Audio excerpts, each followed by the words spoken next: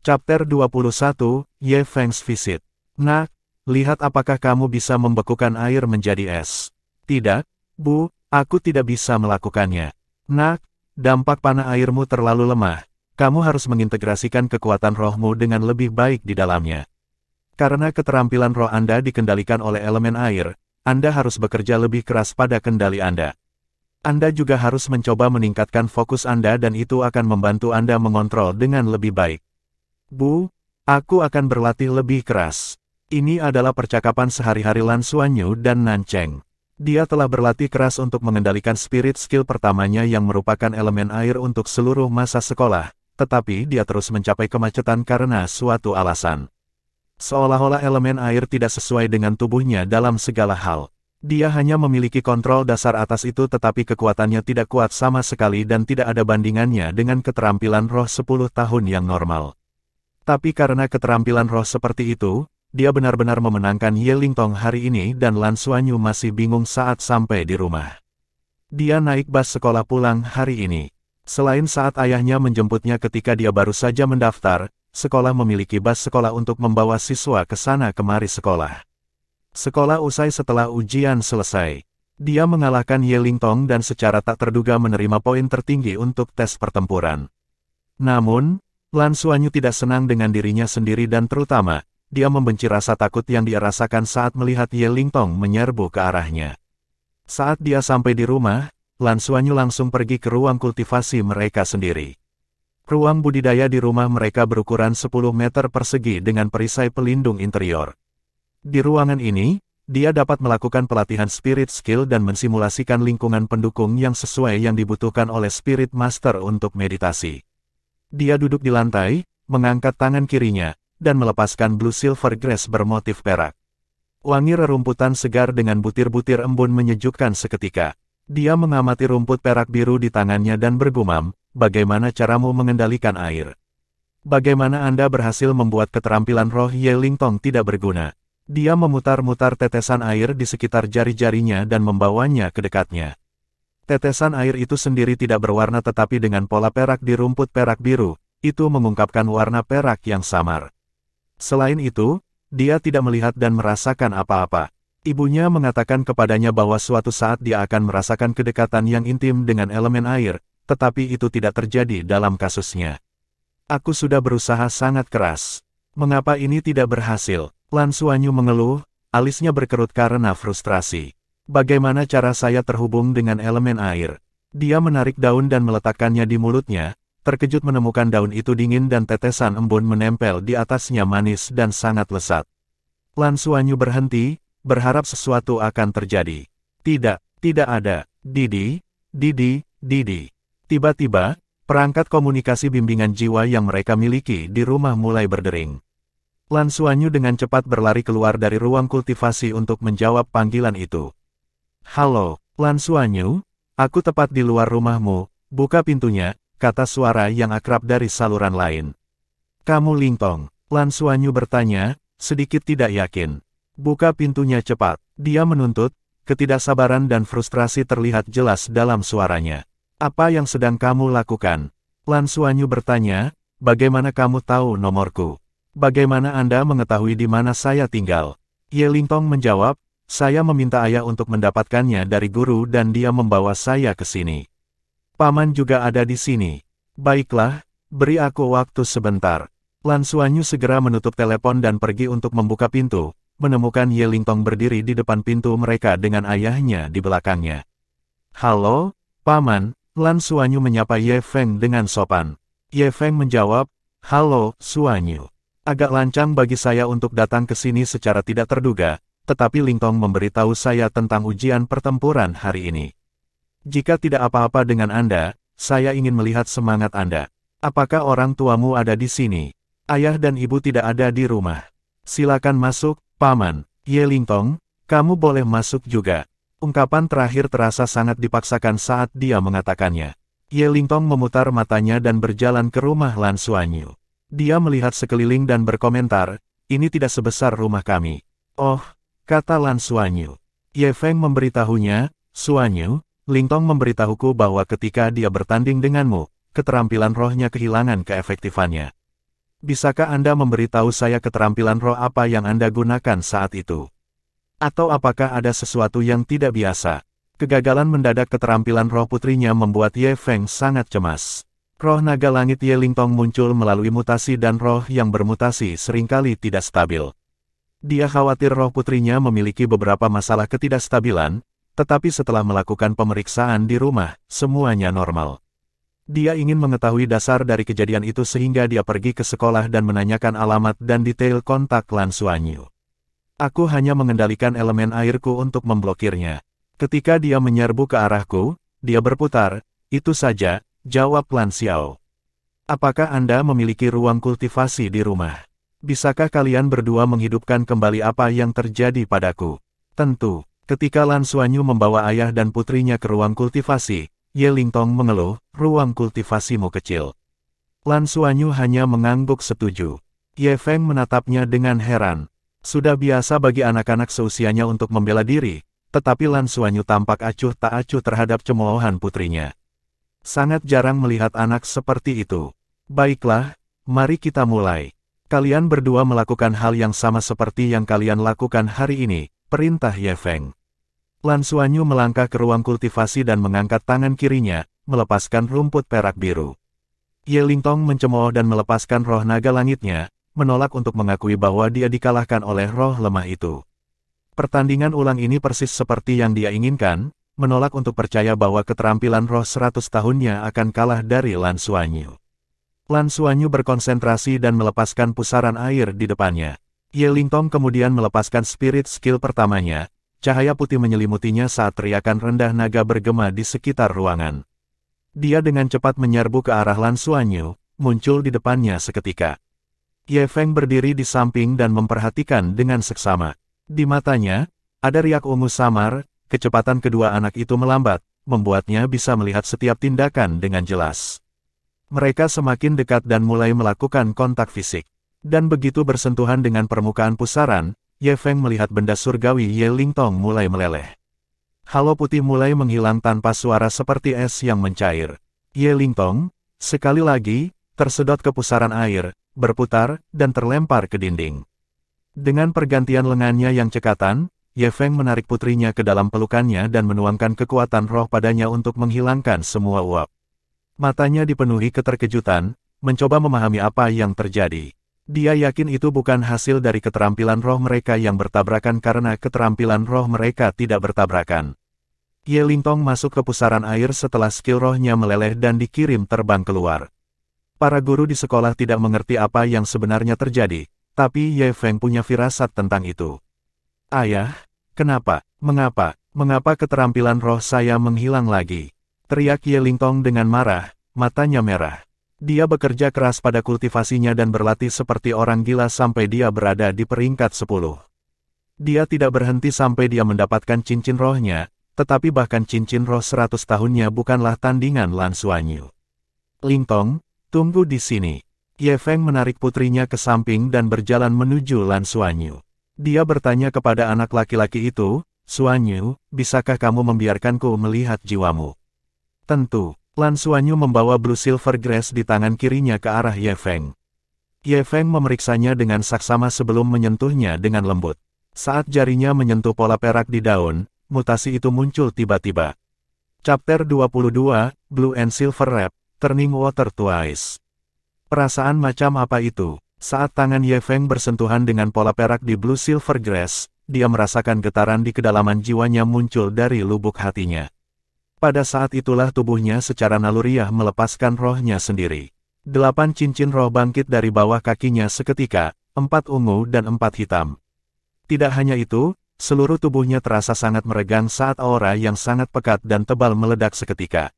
Roh naga besi. Bagaimana naga langit Ye Lingtong bermutasi? Itu bermutasi dari roh naga besi ayahnya. Ye Feng memiliki nama panggilan di ketentaraan dan dia dikenal sebagai Ironback Dragon. Lan Xuanyu menyaksikan kedua mata Ye Feng berubah menjadi kuning cerah dan tepat setelah itu, ada aura menakutkan yang tak terbantahkan meledak keluar dari tubuh Ye Feng. Hanya setelah kekuatan roh membuat Lan Xuanyu mundur. Kekuatan menindas yang mengerikan itu menyebabkan kepala Little Lan Xuanyu langsung kosong. Tetapi juga pada saat ini lengan kanannya tiba-tiba memanas dan kehangatan menyebar dari lengan kanannya ke setiap bagian tubuhnya, melindunginya. Pada saat yang sama, Blue Silver Grass bermotif perak di telapak tangan kiri Lan Xuanyu mulai berubah. Rumput perak biru yang awalnya memanjat ke atas sekarang malah melengkung ke arah yang berlawanan dan dedaunan mulai menghadap ke bawah. Mulai dari jari-jari Lan Xuanyu, daun halus dan tipis itu dengan cepat melingkari lengan kecilnya sampai benar-benar terbungkus. Warna perak pada daun langsung menutupi warna biru asli dan pola perak samar menjadi lebih jelas. Pusaran air di udara berubah menjadi es hampir seketika, membentuk perisai. Meskipun memblokir Lan Xuanyu selama beberapa detik, perisai es itu hancur hampir di detik berikutnya. Lan Xuanyu melesat dengan kekuatan dan terbanting ke dinding, tidak sadarkan diri. Ye Feng menyadari ada sesuatu yang salah dan dengan cepat membubarkan semangatnya. Dia mungkin tidak menyerang Lan Xuanyu secara langsung, dia tahu bahwa kekuatan jiwanya yang kuat dari jarak dekat mungkin terlalu berlebihan untuk anak laki-laki itu. Ayah? Apa? Ye Lingtong menatap tubuh tak bernyawa Lan Xuanyu, tertegun. Dia juga merasakan penindasan yang mengerikan ketika ayahnya melepaskan rohnya, tapi untungnya, mereka berbagi darah yang sama dan tidak terlalu terpengaruh. Ye Feng bergegas ke Lan Xuanyu dengan panik di matanya. Dia terlalu ceroboh dengan semangatnya. Dia tidak tahu apakah Lan Xuanyu bisa selamat dari ini. Bagaimana dia akan menjelaskan hal ini kepada orang tuanya? Lan Xuanyu kehilangan kesadaran setelah pikirannya menjadi kosong. Saat dia pingsan, terdengar suara pecah yang tajam dan jelas, seperti mangkuk yang pecah secara tidak sengaja, terngiang di telinganya. Kemudian, dia mulai bermimpi. Dia memimpikannya lingkaran cahaya perak dan lingkaran cahaya emas bertabrakan satu sama lain. Tidak ada yang mau mundur saat mereka mencoba untuk mengalahkan satu sama lain. Meskipun kegigihan mereka, bagaimanapun, tidak satupun dari mereka berhasil. Tiba-tiba, sekelompok kecil cahaya mengungkapkan halo 9 warna muncul, menyebabkan halo perak dan emas terbagi menjadi banyak cahaya yang berbeda. Salah satu kelompok warna-warni terkecil pecah berkeping-keping dan diam-diam menyatu menjadi bagian kecil dari lingkaran cahaya perak. Setelah itu, gugusan warna mulai menggumpal lagi, seolah-olah menyebarkan halo perak secara halus. Lingkaran cahaya emas dan perak lainnya tampaknya menjadi lebih tenang, terpisah dan melakukan hal-hal mereka sendiri. Pada saat itulah Lan Xuanyu membuka matanya dengan bingung, dan disambut oleh 5 pasang mata yang menatap ke arahnya. Selain orang tuanya, Ye Lingtong, Ye Feng, dan Ibu Ye Lingtong berdiri di samping tempat tidurnya. Dia bangun, seru Ye Lingtong, melompat-lompat dengan penuh semangat. Xuan Yu, apa kamu baik-baik saja? Bagaimana perasaanmu? Nan Cheng tersedak, meraih tangan mungil putranya. Lan Xuanyu duduk, menggosok matanya. Bu, apa yang terjadi padaku? Mengapa saya tertidur? Jangan khawatir tentang itu. Kamu baik-baik saja. Kamu baik-baik saja. Nan Cheng meyakinkannya saat dia memeluknya erat-erat, air matanya mengalir. Ye Feng menghela nafas lega dan menoleh ke Lan Xiao. Kakak Lan, karena Lan Xuanyu sudah bangun, dia seharusnya baik-baik saja. Bolehkah saya berbicara dengan Anda di luar? Lan Xiao mengangguk tapi dia tidak terlihat senang. Siapa yang mau berbicara dengan pria yang membahayakan anak mereka? Begitu mereka sampai di balkon, Ye Feng memberi hormat pada Lan Xiao. Saya sangat menyesal tentang ini. Saya minta maaf kepada keluarga Anda atas sikap impulsif saya. Saya akan memikul tanggung jawab dan konsekuensi penuh atas kejadian ini. Jika Xuanyu tidak sehat dengan cara apapun di masa depan, yakinlah saya akan melakukan semua yang saya bisa untuk merawatnya. Sekali lagi, saya sangat menyesal. Ye Feng telah mengundang Spirit Douluo peringkat 8 tipe penyembuhan ke rumah Lan Xiao dan Nan Cheng untuk secara pribadi memeriksa Lan Xuanyu. Spirit Douluo menyatakan dia dalam kondisi sangat baik, meskipun mereka masih bingung bagaimana anak itu benar-benar tidak terluka dengan indikator normal. Permintaan maafnya tidak mengurangi kepahitan yang dirasakan Lan Xiao. Ye Feng telah memberi mereka rincian tentang apa yang terjadi, dan dia harus menahan Nan Cheng agar dia tidak meledak padanya. Ia harus menahan amarah yang ia rasakan tadi karena ingin mengutamakan keselamatan anaknya. Terima kasih atas permintaan maafmu, jawab Lan Xiao singkat. Ye Feng menggelengkan kepalanya, alisnya sedikit berkerut. Saya tidak bermaksud melepaskan semangat saya, itu semua sepenuhnya naluriah. Aku bahkan tidak tahu apa yang terjadi sendiri. Rumput perak biru anakmu pasti telah mengalami mutasi yang kuat. Naga Langit Lingtong berada pada level True Dragon Spirit tetapi ketika dia menggunakan keterampilan roh untuk menyerangnya, itu tidak efektif. Kamu meneliti binatang roh kuno dan harus tahu bahwa hanya ada satu kemungkinan ini, penindasan roh. Ini berarti roh rumput perak biru Lan Xuanyu menekan Naga Langit Lingtong.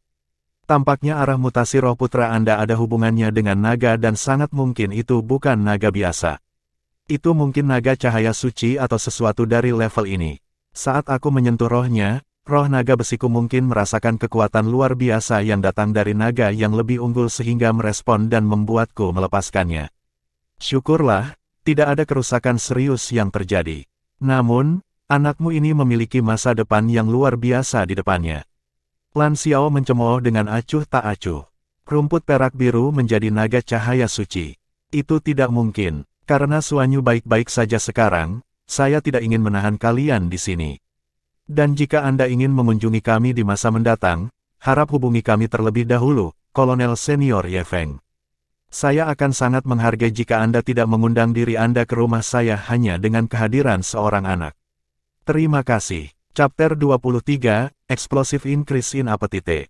Ye Feng berdiri di tempat yang sama selama beberapa detik dan mengerutkan alisnya namun dia tidak mengatakan apapun. Kemudian, dia mengikuti di belakang Lan Xiao dan kembali ke kamar. Ayo pergi. Ye Feng memanggil istri dan putrinya.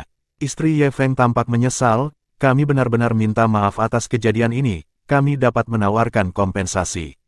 Tidak perlu untuk itu, Lan Xiao berkata dengan kaku, selama anak itu baik-baik saja. Keluarga Ye Feng dikirim dengan sikap seperti ini dan saat mereka melangkah keluar, istri Ye Feng, Tang Xiaomeng hanya bisa berkomentar, kamu terlalu ceroboh. Ye Feng tersenyum pahit, aku juga tidak menyangka ini akan terjadi. Wajah Tang Xiaomeng segera berubah lebih lembut saat dia memegang tangannya dan berbisik, apakah ayah Xuanyu mempersulitmu? Ye Feng menggelengkan kepalanya, meskipun sikapnya tidak bagus, dia tidak banyak bicara. Tapi anak ini benar-benar luar biasa dan kemungkinan besar adalah bakat yang hebat. Ayah, apa bakat yang hebat? Ye Lingtong menatap Ye Feng. Ye Feng meletakkan lengannya di bahu putrinya dan menggelengkan kepalanya dengan lembut, kita akan membicarakannya lain kali, ayo pulang. Setelah mengantar keluarga Ye Feng keluar, ekspresi Lan Xiao kembali normal.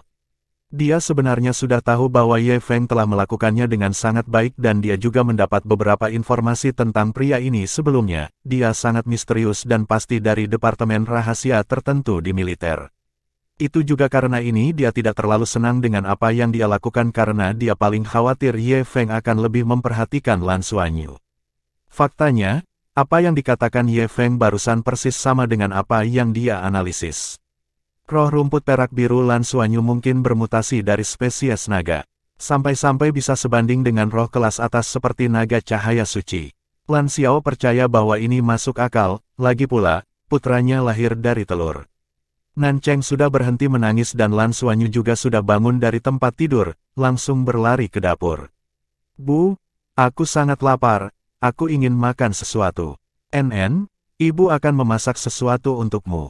Makan jelas merupakan hal yang sangat normal untuk dilakukan, tetapi ketika Lan Xuanyu benar-benar mulai makan, Lan Xiao dan Nan Cheng menyadari bahwa ada sesuatu yang tidak normal. Makanan ibu adalah yang paling enak. Enak sekali. Putranya hanya menderita dan ibu manapun pasti akan memasak sesuatu yang enak tetapi ketika porsi ini menjadi 3 kali lipat dari porsi normal, Nan Cheng terkejut. Setelah Lan Xuanyu selesai makan, dia masih menatapnya dengan mata anak anjing yang menunjukkan bahwa dia belum kenyang. Nak, nafsu makanmu sangat besar. Jika kamu terus seperti itu, kamu akan meledak, kata Nan Cheng sambil mengusap perut putranya.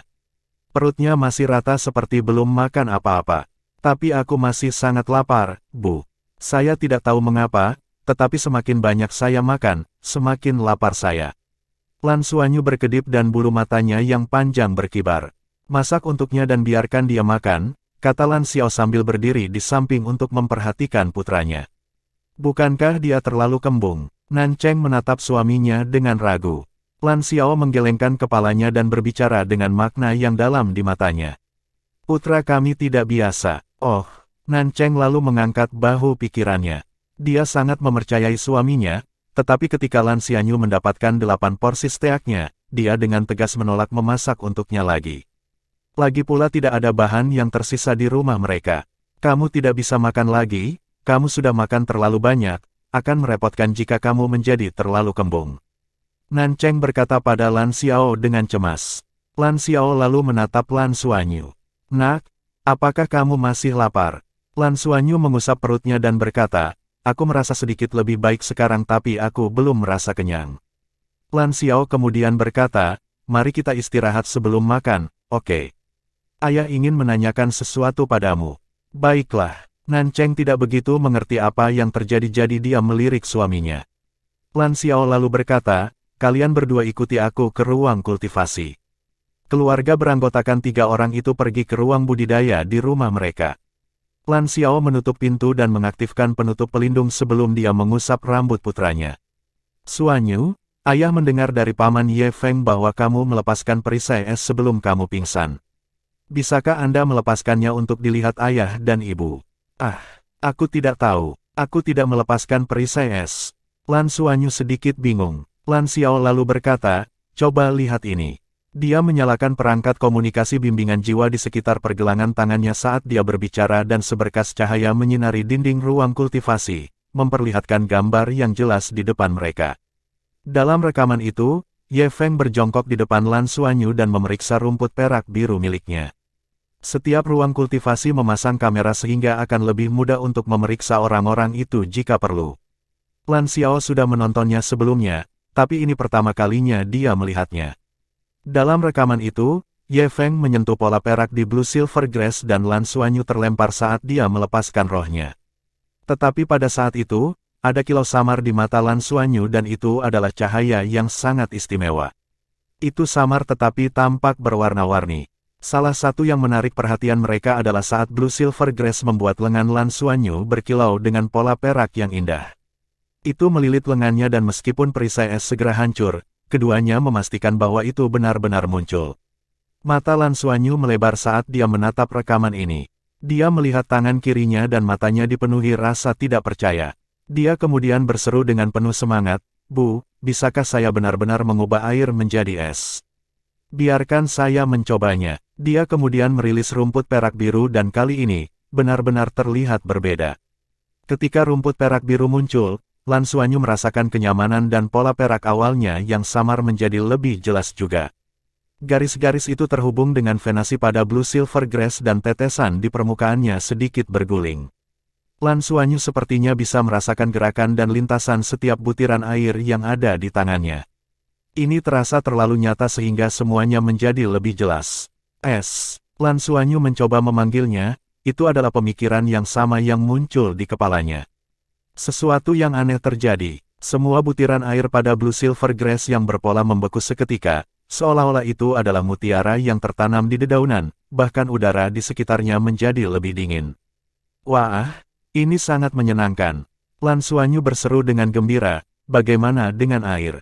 Butir-butir es kemudian berubah menjadi air sekali lagi. Coba biarkan mereka melingkari lenganmu dan lihat bagaimana rasanya, kata Lan Xiao. Lan Xuanyu memfokuskan pikirannya dan dedaunan mulai berputar dan berputar sampai melilit lengannya. Dan ketika Blue Silver Grass berputar dan berbalik, Lan Xuanyu merasa seperti memasuki dunia lain. Segala sesuatu di sekitarnya menjadi lebih jelas dan dia sekarang bisa melihat setiap titik kecil cahaya biru di sekelilingnya, itu adalah elemen air yang melayang di udara.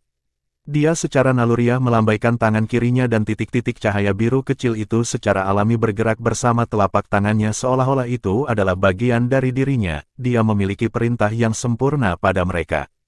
Lagi pula Lan Xuanyu masih anak-anak, dan mengendalikan elemen air ini merupakan kesenangan baginya. Dia mengubahnya menjadi bola es pada satu saat dan membuat mereka menari-nari dengan semangat tinggi di saat berikutnya. Dia juga membuat mereka beralih antara air dan es dan dia bahkan membentuknya agar terlihat seperti bunga. Nan Cheng tercengang saat dia memperhatikannya dari samping. Dia sendiri adalah pengguna elemen es dan secara alami, dia bisa merasakan elemen air bergerak di udara juga. Bagaimanapun, es terdiri dari air, tetapi dia tidak memiliki kendali atas elemen air seperti putranya karena jika dia melepaskan rohnya, satu-satunya hal yang dapat dia manipulasi hanyalah es. Tapi Lan Xuanyu dapat beralih antara elemen air dan es terlalu cepat, apakah ini sesuatu yang bisa dicapai oleh seseorang dengan cincin roh pertamanya? Kekuatan rohnya mungkin masih lemah tetapi jangkauan yang dapat dikendalikan oleh kekuatan rohnya dan hubungannya dengan elemen air benar-benar tidak terkendali. Nak, istirahatlah, kata Lan Xiao. Ini telah mengkonfirmasi dugaannya bahwa putranya menjadi agak berbeda. Tekanan jiwa Ye Feng sepertinya telah melepaskan sesuatu di tubuh Little Xuanyu. Seolah-olah segel dibuka dan keterampilan bawaannya yang sebenarnya tiba-tiba terungkap. Itu jelas hal yang baik sehubungan dengan kekuatan pribadinya, tetapi dia tidak benar-benar berharap putranya mendapat terlalu banyak perhatian. Ketika Blue Silver Grace kembali ke telapak tangannya, kedekatan yang dia rasakan dengan elemen air sangat berkurang meski masih ada. Seolah-olah dia hanya bisa mencapai ikatan terkuat dengan elemen air melalui Blue Silver Grace. Lan Xiao berjalan keluar dari ruang kultivasi, dia membawa kembali peralatan seperti helm dan berkata, "Nak, ayah akan menguji kekuatan spiritualmu sekali lagi." Chapter 24, Spiritual Power Test. Kekuatan spiritual manusia sudah bisa diukur dengan data sejak lama. Itu juga merupakan cara penting untuk menilai kekuatan Spirit Master, terutama bagi mereka yang memiliki kekuatan spiritual yang kuat. Ada hubungan langsung antara kekuatan spiritual dan roh seseorang. Pada dasarnya kekuatan spiritual seseorang akan berbanding lurus dengan kualitas roh seseorang. Itu dapat dikembangkan melalui meditasi atau seseorang dapat memiliki jiwa roh atau cincin roh pada saat yang sama, meskipun jenis kultivasi itu jarang terlihat. Mulai dari bawah, kekuatan spiritual seseorang akan dibagi menjadi berbagai tingkatan, alam asal roh, alam koneksi roh, alam laut roh, alam spirit abyss, alam spirit domain, dan alam asal ilahi yang hanya bisa dicapai oleh roh peringkat dewa. Rana asal roh adalah kekuatan spiritual awal yang dimiliki setiap orang saat mereka lahir. Itu juga merupakan kekuatan spiritual paling dasar. Rana asal roh dapat menopang jiwa roh yang berperingkat kuning ke bawah. Dalam istilah numerik, kekuatan spiritual dari level 0 hingga 50 milik alam asal roh dan Lan Xuanyu, yang baru saja membangkitkan semangatnya, jelas termasuk dalam level ini. Selama tes sebelumnya, kekuatan spiritual Lan Xuanyu adalah 18. Dia lebih kuat dibandingkan dengan orang biasa tapi kekuatannya cukup rata-rata untuk seseorang dengan satu cincin roh. Itu juga jelas alasan mengapa dia tidak bisa mengendalikan elemen air dengan baik di masa lalu. Lan Xiao memikirkannya, dengan transformasi yang terjadi pada putranya, kekuatan spiritualnya mungkin juga berubah. Dia hampir yakin akan ada perubahan, hanya saja, dia tidak yakin sejauh mana. Lan Xuanyu kemudian meletakkan helm di atas kepalanya dan dengan itu, mereka memulai ujian. Matanya tertutup oleh layar. Dia melihat lorong yang dikelilingi oleh lautan pohon di kedua sisinya menuju ke sebuah rumah kecil di ujungnya. Fokus saja pada rumah itu. Meski ini bukan pertama kalinya, Lan Xiao masih mengingatkan putranya tentang hal itu. Lan Xuanyu fokus pada itu dan nomor di layar mulai melompat. Terdengar suara yang jernih, jumlahnya meroket dan segera mencapai lebih dari 50. Kemudian, kecepatan angka tersebut semakin lambat hingga mencapai 62. Lan Xiao dan Nan Cheng saling memandang. Dari 18 menjadi 62, kekuatan spiritualnya meningkat 44 poin. Kekuatan spiritual 44 tidak banyak untuk Nan Cheng yang sudah memiliki cincin keenamnya tetapi untuk seorang anak dengan satu cincin, seseorang yang memiliki kekuatan spiritual sebanyak ini akan dianggap berbakat di antara yang berbakat. Belum lagi itu meningkat hanya dalam satu hari. Ini hanyalah sebuah lompatan. Dengan kekuatan spiritual lebih dari 50, putra mereka akhirnya mencapai alam spirit connection di mana hati seseorang dapat terhubung dengan roh dan menyampaikan pikirannya. Ketika seseorang mencapai ranah spirit connection, dia akan dapat benar-benar memanipulasi kekuatan spiritual mereka sendiri untuk digunakan sendiri. Dia akan dapat mendukung 2 jiwa roh kuning atau 1 jiwa roh ungu. Kekuatan spiritual Nan Cheng dan Lan Xiao tetap berada di alam laut roh, setingkat di atas alam koneksi roh. Kekuatan spiritual 50 hingga 500 termasuk dalam ranah spirit connection dan seorang spirit master biasanya akan tinggal di ranah ini selamanya. Sama seperti para guru di sekolah dasar, sebagian besar kekuatan spiritual mereka hanya berada di level ini. Nan Cheng ingat dengan jelas bahwa dia berusia 20 tahun ketika dia pindah dari alam spirit origin ke alam spirit connection. Kekuatan spiritual seseorang juga akan meningkat seiring bertambahnya usia dan semakin muda, semakin berharga peningkatan kekuatan spiritualnya. Bahkan jika kultivasi kekuatan roh Lan Xuanyu meningkat sepelan sebelumnya, dia sudah dianggap berbakat berdasarkan kekuatan spiritualnya saja. Tidak heran dia memiliki kendali yang begitu besar atas elemen air. Mereka berpikir dan setelah ujian, Lan Xiao dan Nan Cheng tidak memberitahu putra mereka tentang peningkatan kekuatan spiritualnya. Lebih baik tidak memberitahu dia terlalu banyak. Ayah, kupikir aku melakukannya dengan cukup baik untuk ujian hari ini dan jangan lupakan kesepakatan kita. Lan Xuanyu tiba-tiba teringat hal yang sangat penting ini.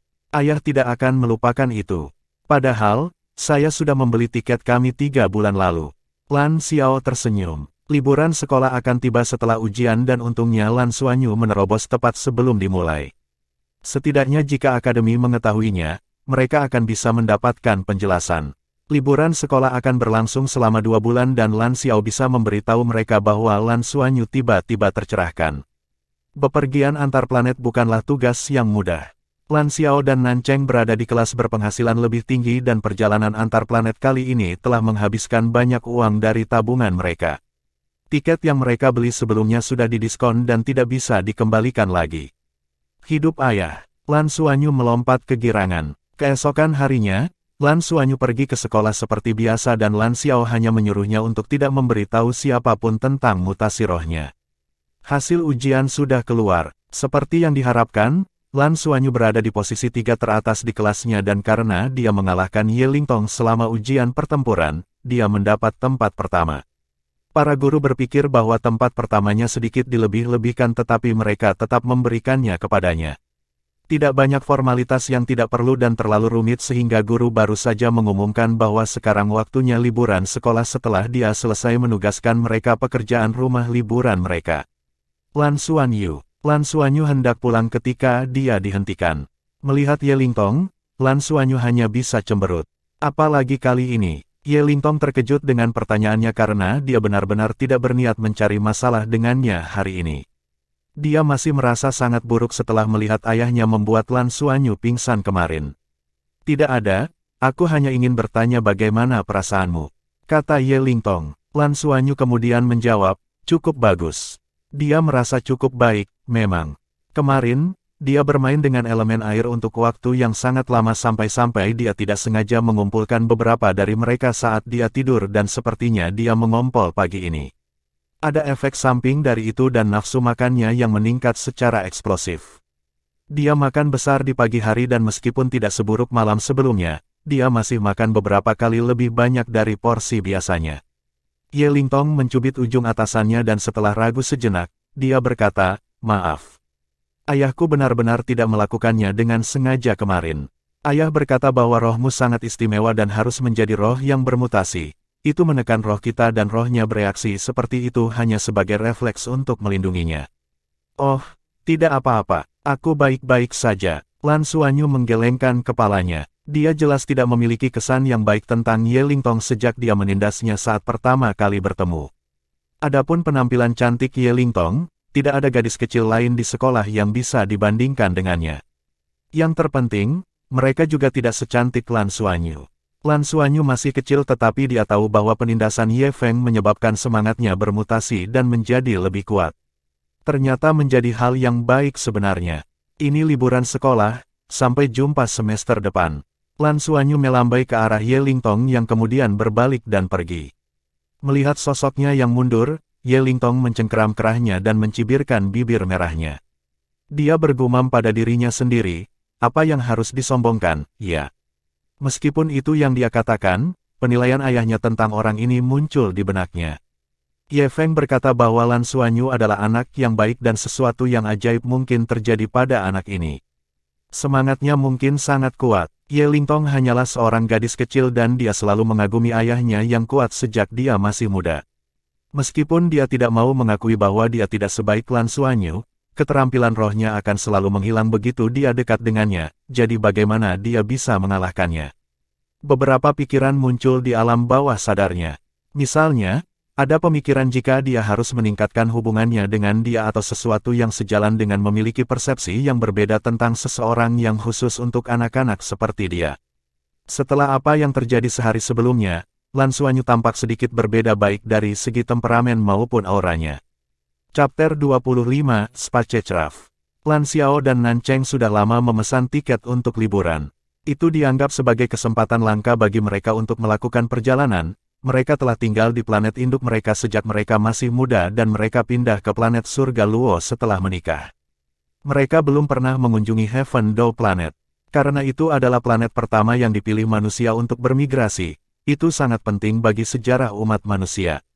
Mereka ingin mengunjungi dan melakukan tur keliling planet pertama yang dikembangkan dari tanah air mereka untuk melihat sejauh mana perkembangannya. Bu, apakah kita akan segera duduk di dalam pesawat ruang angkasa? Lan Xuanyu duduk di dalam mobil dan menarik lengan baju ibunya dengan penuh semangat.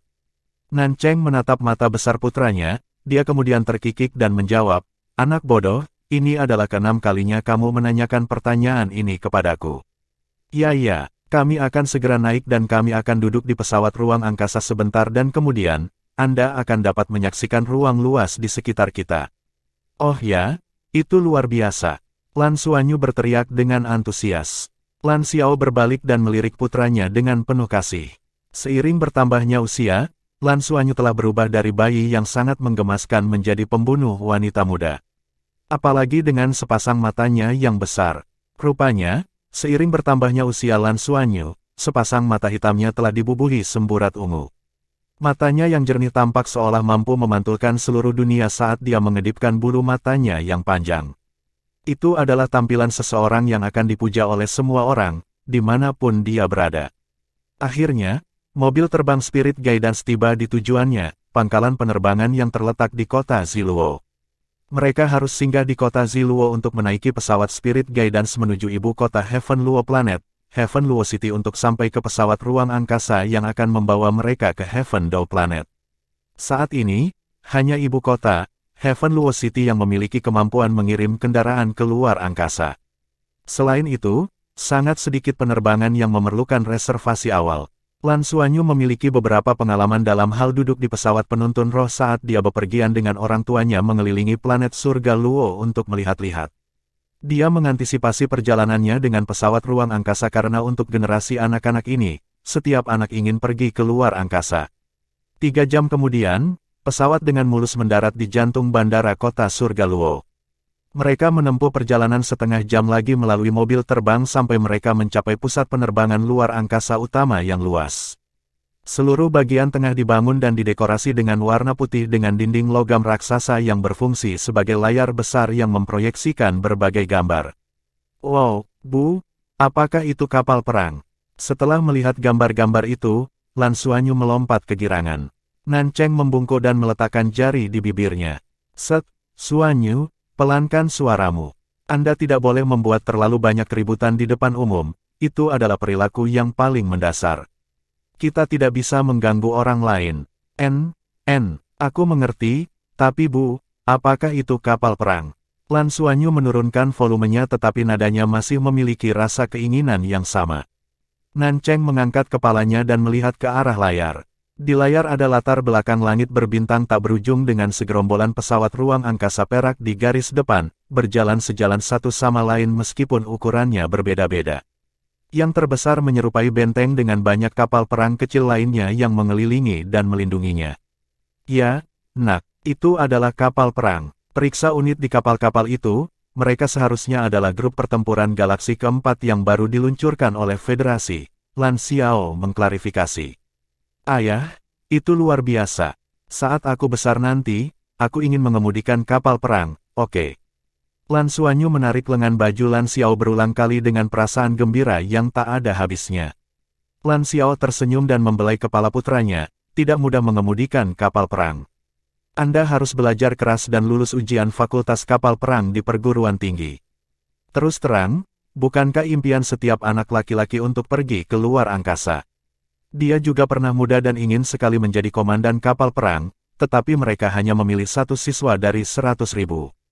Jumlah kerja keras untuk mendapatkan kesempatan menjadi anggota personel kapal perang tidak bisa dijelaskan dengan kata-kata. Hampir mustahil bagi seseorang untuk mencapainya tanpa perawatan khusus dan pelatihan keras yang berlangsung setidaknya selama 20 tahun. Armada galaksi adalah sisi tertajam umat manusia, dan yang paling penting, mereka adalah asuransi yang diperlukan untuk menyelesaikan migrasi antar planet. Harus diketahui bahwa dalam 1000 tahun sejarah umat manusia, hanya 4 armada galaksi yang berhasil didirikan dan armada yang sangat tunggal adalah aset terpenting Federasi Jiwa. Tetapi dengan peningkatan ekspansi dan perkembangan ilmu pengetahuan, peningkatan sumber daya yang disediakan oleh perluasan memungkinkan mereka untuk memiliki peningkatan kecepatan yang mencolok dalam hal membangun armada selanjutnya. Itu telah berkembang sedemikian rupa sehingga umat manusia dapat membangun hub di luar angkasa yang hanya diketahui oleh petinggi dari semua personel militer. Hub tersebut kemudian diberi nama Strike Spaceport untuk memperingati perguruan tinggi pertama Federasi, Strike College atas kontribusinya yang luar biasa bagi Federasi selama ribuan tahun terakhir ini. Di samping Strike Spaceport adalah pembentukan armada galaksi kelima dan keenam Federasi yang diperkirakan selesai hanya dalam waktu setengah abad. Lan Xuanyu tetap terpaku pada layar besar untuk waktu yang lama. Kapal perangnya terlalu menarik, terutama senjata metalik yang menyilaukan yang berkedip-kedip di kapal. Seolah-olah Lan Xuanyu bisa membayangkan pemandangan spektakuler di mana ia melepaskan ribuan meriamnya seperti petasan. Itu terlalu indah. Ayo pergi. Kita tidak boleh terlambat, atau kita tidak akan bisa naik ke pesawat luar angkasa. Nancheng memberi umpan pada putranya. Jawab Lan Xuanyu sambil tersenyum. Keluarga beranggotakan 3 orang itu melanjutkan prosedur perjalanan. Ada banyak prosedur rumit dan mereka telah melewati 3 pemeriksaan keamanan. Harga sebuah pesawat ruang angkasa benar-benar selangit dan bukan berarti tidak ada pelaku kejahatan dalam sejarah yang pernah berpikir untuk memiliki pesawat ruang angkasa seperti itu untuk tebusan. Itulah alasan mengapa mereka harus melalui semua itu. Setelah melalui beberapa pos pemeriksaan, mereka akhirnya memasuki wilayah dalam untuk menunggu. Melalui panel kaca raksasa, Lan Xuanyu melihat bangunan besar dan tegak yang menyerupai peluru artileri di atas tanah datar di kejauhan. Ya, itu pesawat luar angkasa yang akan kita tumpangi. Lan Xiao mengantisipasi pertanyaannya sehingga dia segera menghilangkan keraguannya. Luar biasa, itu sangat besar. Kegembiraan Lan Xuanyu tetap setinggi langit. Lan Xiao tersenyum. Pesawat ruang angkasa itu terdiri dari berbagai bagian, di mana badan utama pesawat ruang angkasa dan unit propulsi menjadi yang paling penting. Setelah mengirim pesawat ruang angkasa keluar angkasa dan berpisah darinya, unit propulsi akan secara otomatis berputar kembali sehingga dapat digunakan kembali. Dan begitu pesawat ruang angkasa terbang keluar angkasa, ia akan melakukan perjalanan pada rute yang telah ditentukan bagi kita untuk mencapai tujuan kita. Kita harus melompati lubang cacing dan diperkirakan kita akan tiba di planet surga Dou dalam 7 hari. Tahan kegembiraanmu nak, atau luar angkasa akan menjadi terlalu membosankan. Aku suka ruang, ayah, aku tidak akan pernah bosan. Kegembiraan Lan Xuanyu tidak berkurang karena kata-kata ayahnya. Sekarang saatnya untuk naik. Setelah izin keamanan terakhir, keluarga beranggotakan 3 orang itu akhirnya naik ke pesawat luar angkasa. Tempat tidur kabin secara alami dibagi menjadi beberapa kelas dan peringkat. Nyatanya, tidak mungkin bagi pekerja kelas gaji rata-rata memiliki cukup uang untuk naik pesawat luar angkasa. Lan Xiao dan Nancheng sudah diklasifikasikan sebagai bagian dari kelas menengah ke atas, tetapi satu perjalanan keluar angkasa sudah cukup untuk menguras tabungan mereka. Dan meskipun begitu, mereka duduk di tempat tidur kabin kelas terendah. Setiap orang diberi ruang pribadi seluas 1 meter persegi dengan ketinggian vertikal yang memadai. Seseorang akan dapat memiringkan kursi mereka dengan 2 pelindung logam di kedua sisi yang semuanya dapat dipisahkan. Kursi di atas jauh lebih nyaman. Tempat duduk anak berbeda dengan orang dewasa. Tempat tidur kabin Lan Xuanyu lebih kecil tetapi cukup baginya untuk berbaring tepat di sisi orang tuanya. Paket keluarga juga termasuk beberapa set makanan yang relatif ekonomis. Selamat datang di pesawat ruang angkasa Federasi 7703. Saya berharap dalam perjalanan kita selanjutnya, kita dapat memberikan kelegaan dan kebahagiaan. Selanjutnya, kami akan menyajikan beberapa poin penting untuk dicatat bahwa kami mengundang tamu kami untuk mematuhinya. Suara yang terdengar manis kemudian disiarkan ke seluruh pesawat ruang angkasa. Chapter 26, Interstellar Flight. Penerbangan ANTARBINTANG relatif lama dan ada tingkat bahaya tertentu juga. Oleh karena itu, kami membutuhkan semua penumpang untuk bekerja sama dengan awak layanan luar angkasa kami untuk memastikan bahwa kami tiba di tujuan dengan selamat. Di kedua sisi jok, ada sabuk pengaman dari logam. Mereka akan tertekuk secara otomatis saat lepas landas, benturan, pendaratan, dan penyeberangan lubang cacing. Anda akan diminta. Harap jangan panik. Pada saat yang sama, dalam proses lepas landas, mendarat, melintasi lubang cacing, penutup pelindung juga akan menutup dengan sendirinya dan menyediakan oksigen yang cukup serta mengontrol tekanan secara bersamaan. Jika Anda merasa tidak enak badan, tekan tombol hijau di sisi kanan.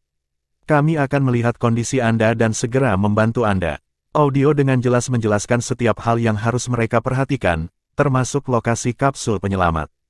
Apa yang disebut kapsul penyelamat sebenarnya berarti tidak ada cara untuk kembali. Itu hanya bisa melayang di alam semesta untuk waktu yang lama dan menunggu penyelamatan. Spirit Masters, harap diperhatikan bahwa jika Anda perlu berkultivasi di pesawat ruang angkasa, harap tutup penutup pelindung di tempat duduk Anda untuk mencegah gangguan pada penumpang lain. Mohon menahan diri untuk tidak berkultivasi selama lepas landas, mendarat, atau melintasi lubang cacing untuk mencegah melukai diri sendiri.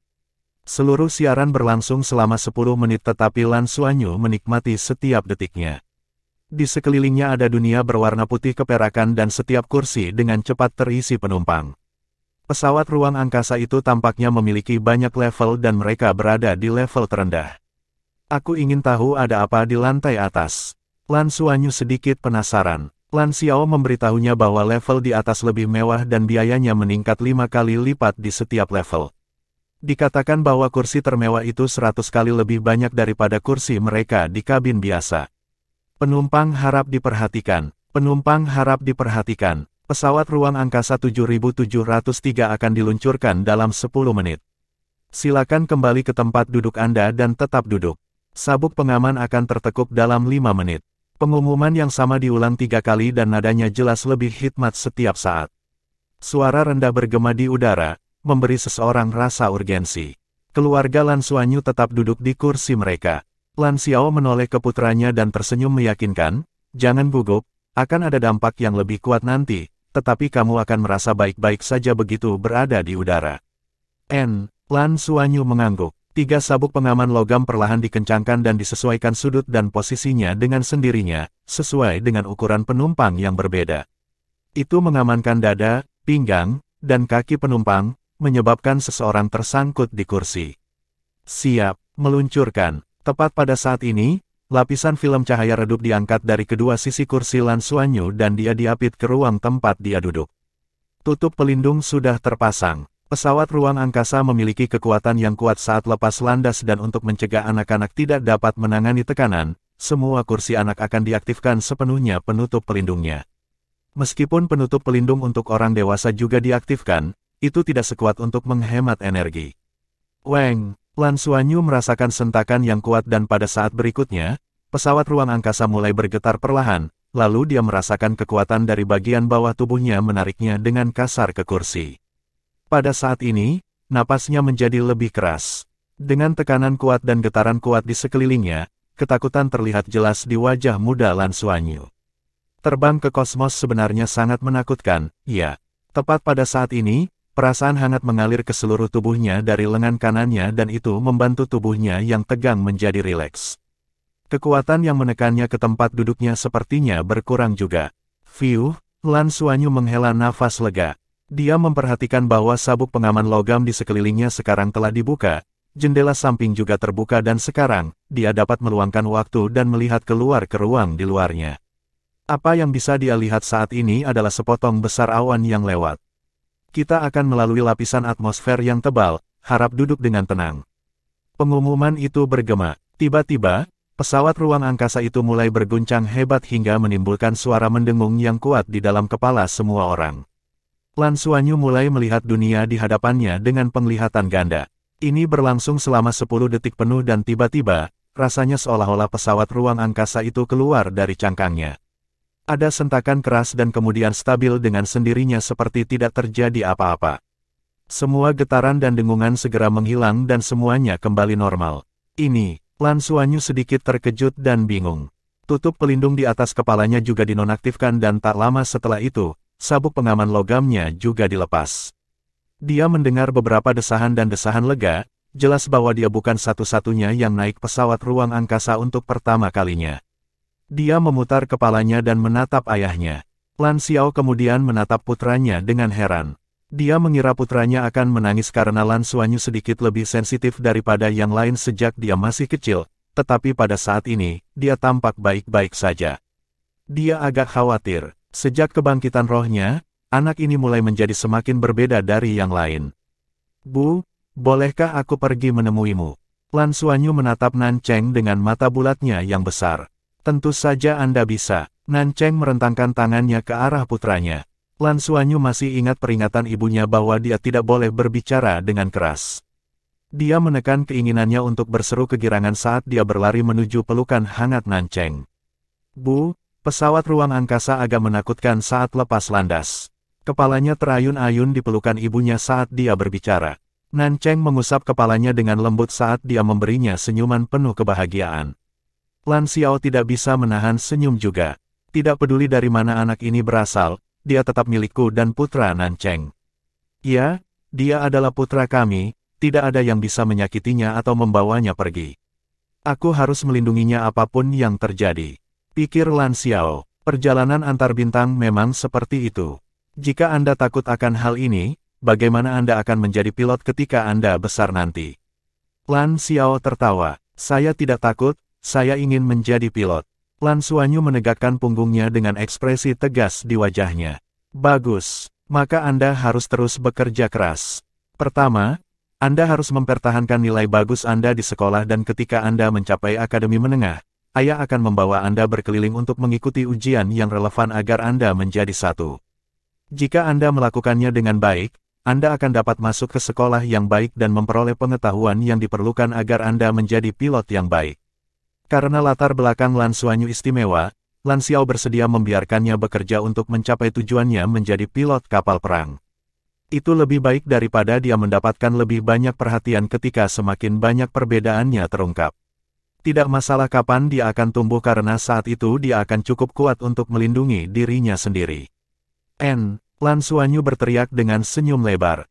Bepergian antar bintang memang kering dan membosankan dan Lan Xuanyu menyadarinya dengan sangat cepat. Selama hari pertama, dia masih bersemangat dan tertarik saat dia melihat kemana-mana. Tapi kabin pesawat ruang angkasa hanya sebesar ini dan penumpang di kabin kelas bawah tidak diperbolehkan pergi ke kabin kelas atas. Ruang yang dialokasikan untuk setiap orang juga sangat kecil dan bahkan makanan mereka dibatasi untuk makanan yang telah direncanakan sebelumnya. Seperti apa rasanya? Itu seperti kentang tumbuk dengan tambahan bumbu. Tidak apa-apa jika seseorang harus memakannya sekali tetapi setelah beberapa kali, bahkan Lan Xuanyu yang memiliki nafsu makan yang besar mulai kehilangannya. Ayah, Bu, aku sangat bosan. Apa yang harus saya lakukan? Sehari telah berlalu, dia tidak tahan lagi sehingga dia mengungkapkan kebosanannya kepada orang tuanya. Bermeditasilah jika kamu bosan. Apakah Anda tidak ingin menjadi pilot kapal perang? Kekuatan pribadi yang luar biasa akan memungkinkan Anda mendapatkan lebih banyak poin. Nan Cheng menyeringai. Baik-baik saja maka. Lan Xuanyu berpikir tentang Blue Silver Grace bermotif perak bermutasi di tangan kirinya dan sepertinya dia benar-benar telah berubah sedikit. Dia kembali ke tempat duduknya dan mengaktifkan penutup pelindung di bawah instruksi Nan Cheng. Lan Xuanyu kemudian memulai usahanya untuk bermeditasi. Tutup pelindung dapat mengisolasi sebagian besar suara dan mencegah kebocoran kekuatan rohnya. Lan Xuanyu memasuki kondisi meditasi dengan sangat cepat dengan mengikuti metode keterampilan surga misterius yang memang lebih cepat di masa lalu. Semuanya tampak begitu jelas seolah-olah itu terjadi secara alami dan dia memasuki kondisi fokusnya begitu saja. Dia tidak mengetahuinya sendiri dan ini karena peningkatan kekuatan spiritualnya yang memungkinkan dia untuk memiliki kontrol yang lebih baik atas penggunaan keterampilan surga misterius. Pikirannya kosong dan kekuatan rohnya bergerak bebas. Dalam sekejap, Lan Xuanyu merasa seolah-olah ada banyak titik cahaya yang mengelilinginya di dunia luarnya. Di antara titik-titik cahaya ini, ada satu titik perak yang bertindak sebagai pemimpin mereka dan dia belum pernah melihat ini sebelumnya. Chapter 27, Tang Les Debut. Di masa lalu, ketika Lan Xuanyu sedang berkultivasi, dia hanya bisa merasakan titik cahaya biru. Ini adalah pertama kalinya titik-titik cahaya perak ini muncul. Lampu perak ini sangat bersahabat dengannya dan berputar-putar di sekelilingnya, tetapi dia sepertinya tidak bisa mengarahkannya. Apa lampu perak ini? Dia bermeditasi untuk waktu yang relatif lama, dan ketika dia bangun dari kultivasinya, Nancheng mengatakan kepadanya bahwa dia telah bermeditasi selama 6 jam. Orang harus tahu bahwa berkultivasi di luar angkasa tidak baik karena berbagai elemen tidak ada di bumi, mereka juga sangat tipis dalam keadaan vakum. Bermeditasi di luar angkasa sebagian besar untuk membuat waktu berlalu. Bu, saya melihat banyak titik cahaya perak. Apa itu? Lan Xuanyu bertanya pada Nancheng. Titik cahaya perak, Anda merasakan elemen ruang. Nancheng berada di peringkat Kaisar Roh, jadi dia jelas tahu apa arti titik cahaya perak. Dia adalah pengontrol elemen es, dan putranya adalah pengontrol elemen air. Berbicara secara logis, dia seharusnya tidak bisa merasakan elemen ruang. Apakah itu elemen ruang? Lan Xuanyu bertanya, bingung. Nancheng mengangguk dan berkata, ya, perak melambangkan elemen ruang. Padahal, saat berada di luar angkasa, sebagian besar adalah elemen ruang di sekitar kita. Pesawat ruang angkasa yang bergerak dengan kecepatan tinggi, ditambah dengan perubahan ruang, akan menghasilkan elemen ruang yang lebih padat daripada di planet ini. Oleh karena itu, Spirit Masters yang termasuk dalam tipe elemen luar angkasa sering bersedia berkultivasi di luar angkasa, dan Spirit Masters seperti ini memiliki peluang lebih tinggi untuk menjadi pilot kapal perang. Merasakan ruang yang lebih baik sangat penting bagi seorang pilot kapal perang. Sepertinya anak saya juga sangat berbakat di bidang ini. Benar-benar, lalu aku bisa menjadi pilot kapal perang. Lan Xuanyu menetapkan tujuan untuk dirinya sendiri sekali lagi. Meditasi adalah cara terbaik untuk melewati waktu. Selain itu, mereka juga bisa menonton televisi bimbingan jiwa. Ada berita, film, program televisi, dan semacamnya untuk menghibur para penumpang selama perjalanan yang membosankan itu. Ayah, apa yang kamu tonton? Lan Xuanyu menoleh ke arah Lan Xiao. Ayah sedang menonton berita. Ini tentang planet induk. Kami hanya dapat menonton berita dari planet lain ketika kami berada di pesawat luar angkasa. Kami jarang mendapat kesempatan seperti ini, Lan Xiao menjelaskan kepada putranya. Oh, Lan Xuanyu berkedip dan melihat ke layar di depan ayahnya. Lan Xiao menaikkan volumenya sedikit. Kau tertarik dengan ini? Ini adalah konferensi pers untuk seorang selebriti, kan? Nancheng membungkuk dan melihat ke layar juga. Di layar ada berita konferensi pers. Xingtang Media baru-baru ini mengumumkan bahwa mereka menandatangani kontrak dengan artis baru, Tang Lei. Manajernya adalah Lei Qingling. Dilaporkan bahwa Xingtang Media memutuskan secara internal untuk mencurahkan sejumlah besar uang untuk merawat bintang baru ini. Mereka bahkan mengadakan konferensi pers untuknya hari ini untuk membuktikan hal ini.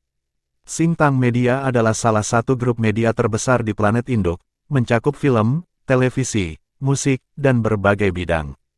Mereka juga terlibat dalam produksi, distribusi, mengelola artis, dan aktivitas lainnya.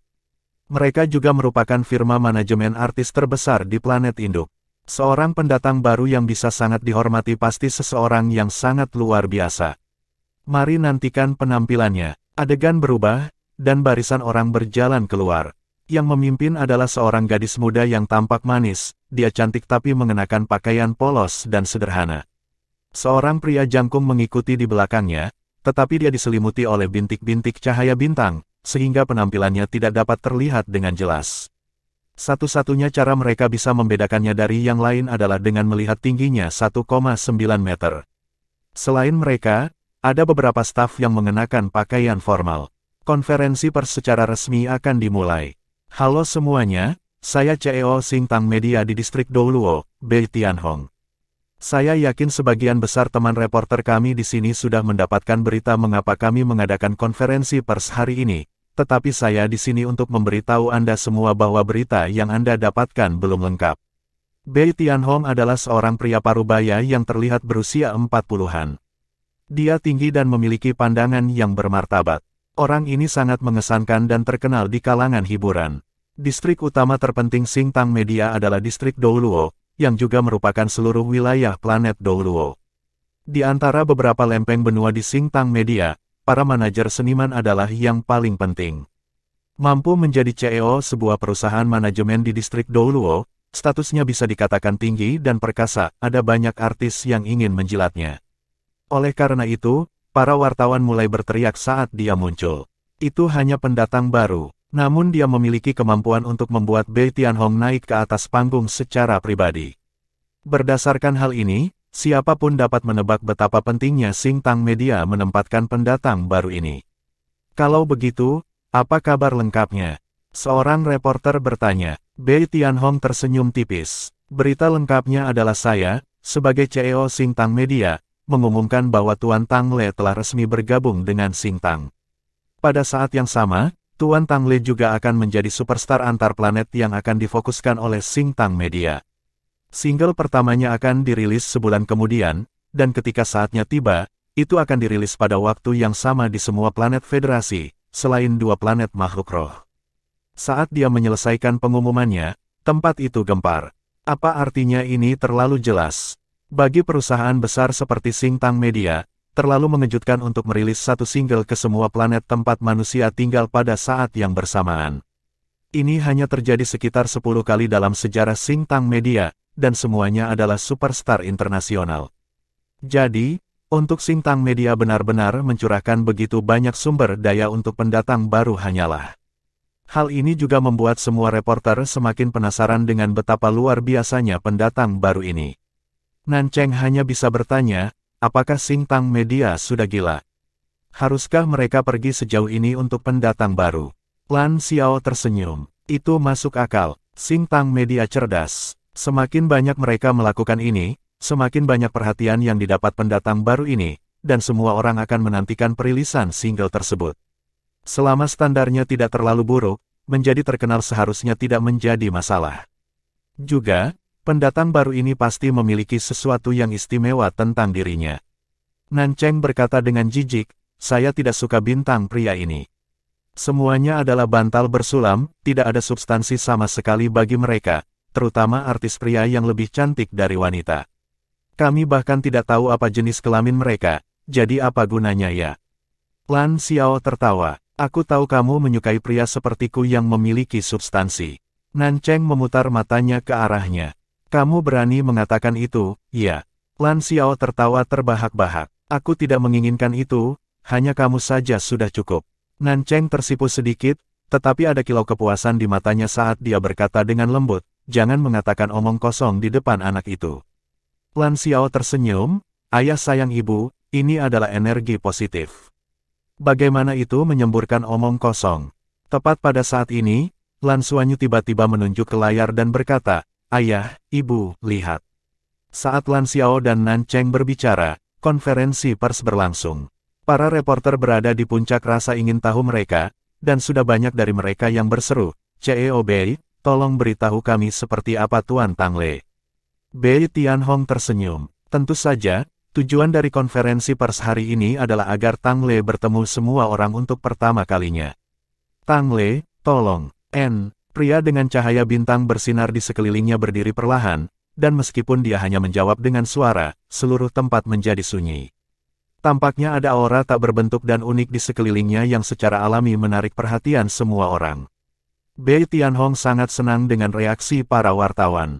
Sebenarnya, dia sendiri juga tertegun sebelumnya. Dia ingat dengan jelas bahwa ketika bawahannya melaporkan bahwa ada pendatang baru yang sangat luar biasa, dia tidak begitu senang. Dia telah bertemu terlalu banyak mega bintang, mana di antara mereka yang tidak luar biasa, ya? Apakah dia harus bertemu dengan setiap pendatang baru secara pribadi? Syukurlah, dia dalam suasana hati yang baik hari itu dan dengan santai pergi untuk melihatnya. Kemudian, dia tercengang sampai-sampai dia bahkan tidak peduli bahwa pihak lain itu bersama manajer pemula dan menandatangani kontrak dengannya tanpa ragu juga. Tidak peduli bahwa dia sempurna dalam penampilan, tetapi yang paling penting, itu adalah aura unik di sekelilingnya, dimanapun dia berada dan acara apapun, dia secara alami akan menjadi titik fokus perhatian semua orang. Mengutip kata-kata Bei Tianhong sendiri, dia adalah bintang kelahiran dan akan menjadi yang paling menonjol dari generasi ini. Chapter 28, Tang Le and Xuanyu. Pada awalnya, Bei Tianhong tidak terlalu senang dengan nama Tang Le, tetapi setelah bertemu langsung dengannya, dia merasa bahwa sebuah nama tidak penting untuk orang ini, dia hanya harus menandatangani kontrak dengannya. Le Lingtong melirik Bei Tianhong, dan dia mengangguk ke arahnya. Le Lingtong menekan tombol di tangannya dengan bangga dan menghilangkan cahaya bintang di sekitar Tang Le. Lampu padam, dan pria jangkung dan kurus itu akhirnya menampakkan penampilannya.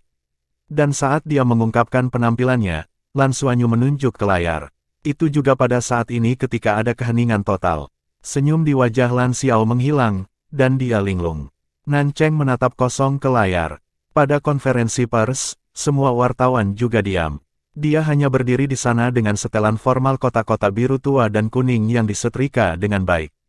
Dia memiliki rambut biru pendek yang sederhana, dan menutupi dahinya, sederhana dan alami. Juga, dia tampaknya tidak menjalani operasi apapun. Tidak ada bekas riasan di wajahnya karena dia benar-benar tidak membutuhkannya sama sekali.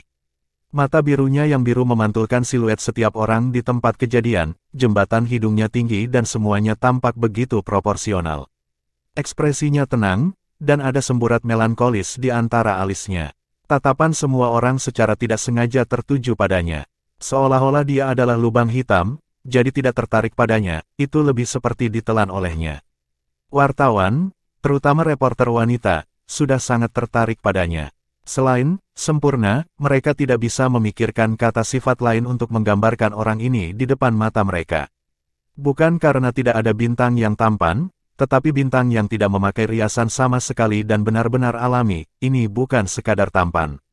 Selain itu, dia memiliki temperamen melankolis ringan yang membuat semua orang mengasihani dia dan ingin memeluknya untuk menghiburnya, menghilangkan kesedihan di dalam dirinya. Halo semuanya, saya Tang Le. Tang Le mengangguk ke arah para reporter di tempat kejadian sebelum dia duduk lagi. Dia terdengar tenang, tetapi itu memiliki daya tarik alami baginya, dan itu menarik perhatian semua orang. Hua, para reporter sedang hiruk-pikuk saat ini. Seluruh tempat menjadi kacau. Tang Le, berapa umurmu tahun ini? Tang Le, kamu sangat tampan. Aku ingin menjadi penggemarmu. Tang Le, apakah kamu punya pacar? Tang Le, dalam sekejap, ada banyak sekali pertanyaan yang keluar dari mulut para reporter, hampir menggemparkan dunia. Tapi Tang Le duduk di sana dengan tenang, dan bahkan tidak ada perubahan drastis pada ekspresinya. Tang Le, aku mencintaimu. Seseorang memekik dan segera membakar seluruh tempat. Dalam sekejap, ratusan wartawan yang hadir dalam jumpa pers itu mulai menimbulkan keributan. Orang bisa membayangkan situasi seperti apa jadinya ketika pria melankolis dan sempurna ini debut setelah konferensi pers. Bu, apakah kamu baik-baik saja? Lan Xuanyu mengguncang lengan Nan Cheng dengan lembut. Nan Cheng belum kembali sadar. Saat dia menatap layar, kedua matanya berkilau. Lan Xiao sudah kembali sadar, dan ketika dia berbalik dan melihat raut wajah istrinya, bibirnya tidak bisa menahan diri untuk tidak bergerak. Hei, itu sudah cukup. Nan Cheng kembali sadar dan meliriknya. Apa yang cukup? Lan Xiao berkata dengan santai, saya ingat seseorang berbicara tentang bantal bersulam dan tidak memiliki substansi. Terutama artis laki-laki yang lebih cantik dari perempuan, kita bahkan tidak bisa mengatakan apa jenis kelamin mereka, apa gunanya, ya. Mata Nan Cheng membelalak. Apakah saya mengatakan itu? Bu, benar, jawab Lan Xuanyu dengan jujur. Nan Cheng berkata dengan nada sedikit bersemangat, tapi lihat saja dia. Bagaimana Tang Le ini terlihat seperti bantal bersulam. Dia pasti pria dengan substansi. Juga, meskipun dia lebih tampan daripada wanita, dia maskulin. Saya tidak peduli, tidak ada yang bisa menghentikanku untuk menggodanya. Dia akan menjadi idola saya di masa depan. Lan Xiao mematikan layar. Pesawat ruang angkasa terus terbang dengan stabil, dan Nan Cheng perlahan menenangkan sarafnya. Alasan utamanya adalah selain konferensi pers, dia tidak dapat menemukan informasi lain mengenai Tang Le di sistem hiburan pesawat ruang angkasa. Dia hanya bisa menunggu perilisan single tersebut 1 bulan kemudian. Lan Xuanyu awalnya cukup bersemangat untuk terbang melalui lubang cacing. Sayangnya, saat mereka terbang melalui lubang cacing, penutup pelindung seluruh pesawat ruang angkasa diaktifkan, dan penutup logamnya turun. Pada akhirnya, mereka tidak bisa melihat apapun di luar. Guncangan ringan berlangsung untuk jangka waktu yang sangat lama, dan semua orang melewati bagian perjalanan itu dengan mengantuk di dalam penutup pelindung. Akhirnya, Spacecraft 7703 mendarat di ibu kota Heavendow Planet di Heavendow City Space Center. Ketika Lan Xiao dan keluarganya keluar dari pesawat ruang angkasa, mereka semua merasa seolah-olah melayang. Dikatakan bahwa pada awalnya, astronot harus mengambil cuti setidaknya 1 jam setelah mereka tiba di tempat tujuan sebelum mereka dapat turun. Pesawat ruang angkasa sekarang jauh lebih maju, Nan Cheng menjelaskan kepada putranya. Lan Xiao tersenyum dan berkata, apakah kamu masih menganggap perjalanan antar planet itu menyenangkan sekarang, Xianyu? Lan Xianyu berkata, sepertinya sedikit membosankan. Lan Xiao berkata, kamu menyerah begitu cepat. Lan Xuanyu dengan cepat menggelengkan kepalanya dan menjawab, tidak mungkin. Ayah, kapal perang bisa terbang lebih cepat, kan? Lan Xiao tertawa, kamu harus memberitahuku itu lain kali. Ayah bukan pilot kapal perang. Mereka meninggalkan pusat ruang angkasa dengan mobil terbang dan kemudian beralih ke taksi pemandu jiwa sebelum mereka secara resmi memasuki kota. Mereka akan menghabiskan setengah bulan di Heaven Dow Planet dan setengah bulan di pesawat ruang angkasa untuk melakukan perjalanan bolak-balik. Itu adalah liburan 1 bulan, dan ini juga cuti terpanjang yang bisa diajukan oleh Lan Xiao dan Nan Cheng. Tempat pertama yang ingin mereka lihat jelas adalah Heaven Dow City. Sebagai ibu kota Heaven Dow Planet, kota ini adalah yang pertama didirikan.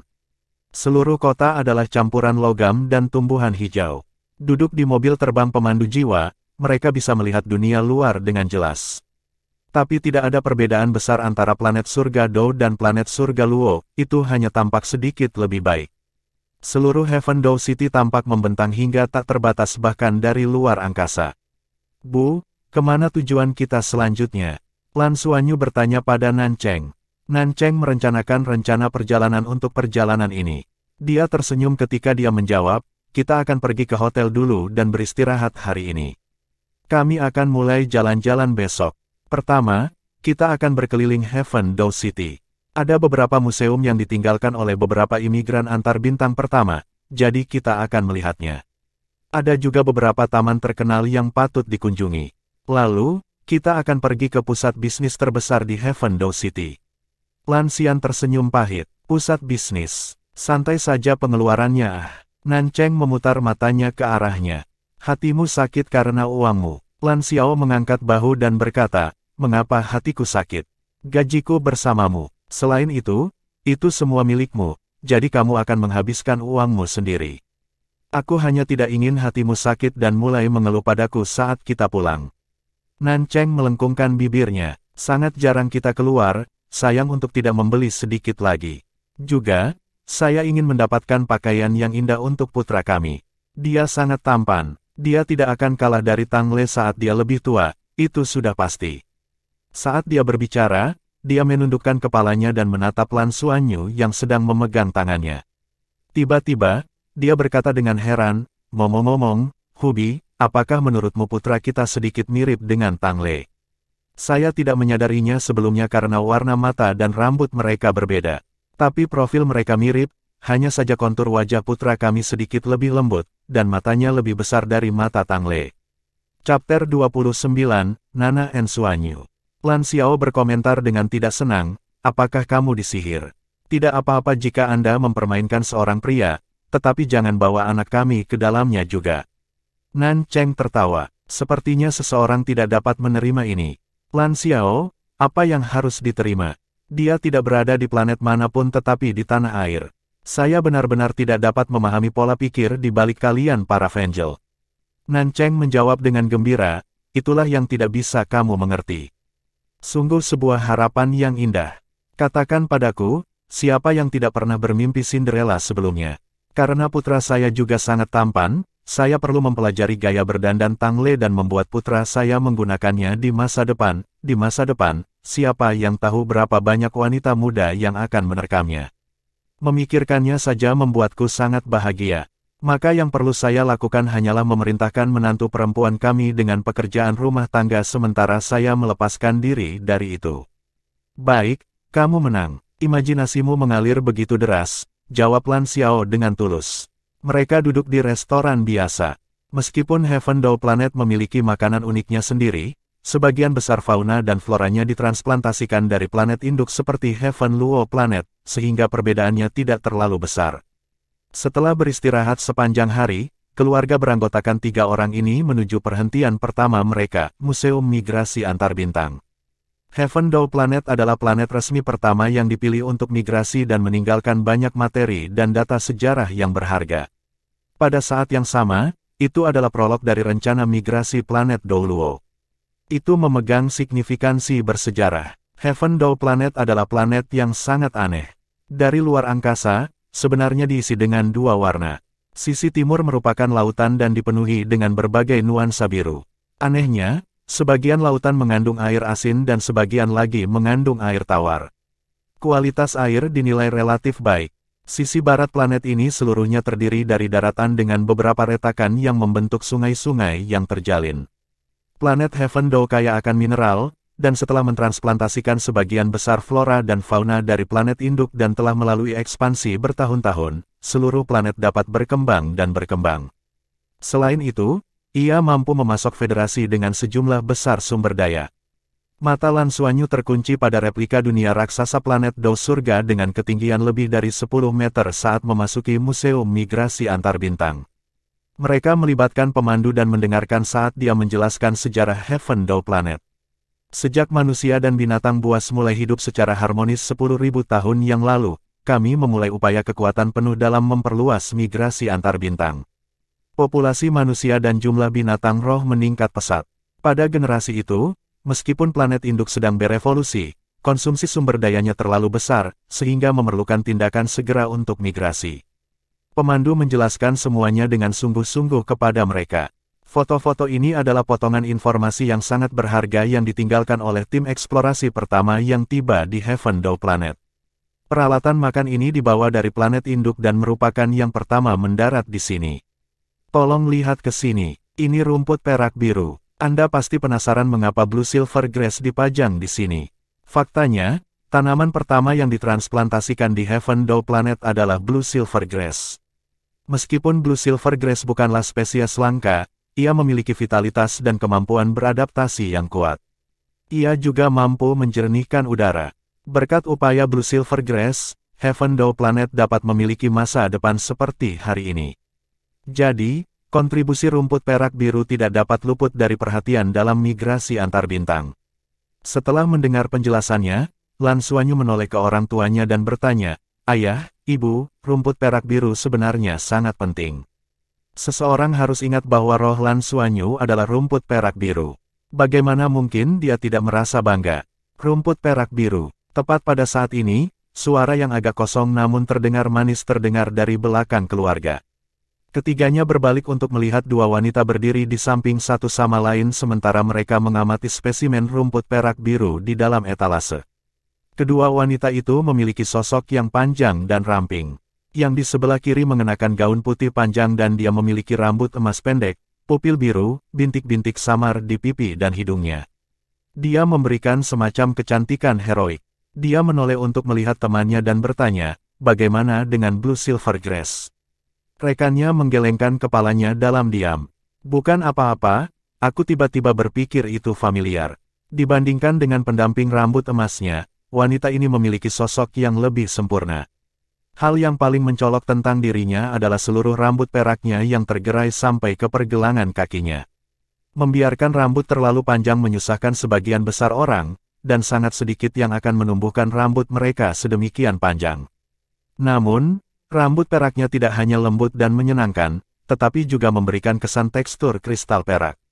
Di wajahnya, ada topeng hitam yang menutupi sebagian besar wajahnya, hanya memperlihatkan matanya. Meski begitu, 3 orang dari keluarga Lan tertegun. Itu adalah sepasang mata terindah yang pernah mereka lihat.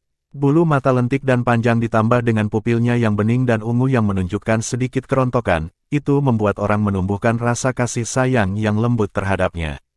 Meskipun mereka tidak dapat memastikan usianya karena topeng, pemikiran bulat adalah bahwa dia baru berusia sekitar 20 tahun. "Bibi, rohku adalah rumput perak biru." Mengangkat kepalanya, Lan Xuanyu menatap wanita berambut perak itu dan menjelaskan dengan bangga sambil mengedipkan matanya beberapa kali. Wanita berambut perak itu tanpa sadar menundukkan kepalanya. Dia hanya memperhatikan keluarga di depannya, dan perhatiannya secara alami tertuju pada anak kecil itu. Mengenakan celana pendek kaki dan atasan biru tua, Lan Xuanyu tidak mengenakan pakaian bermerek apapun, tetapi dengan ketampanannya yang luar biasa, itu sama sekali bukan masalah.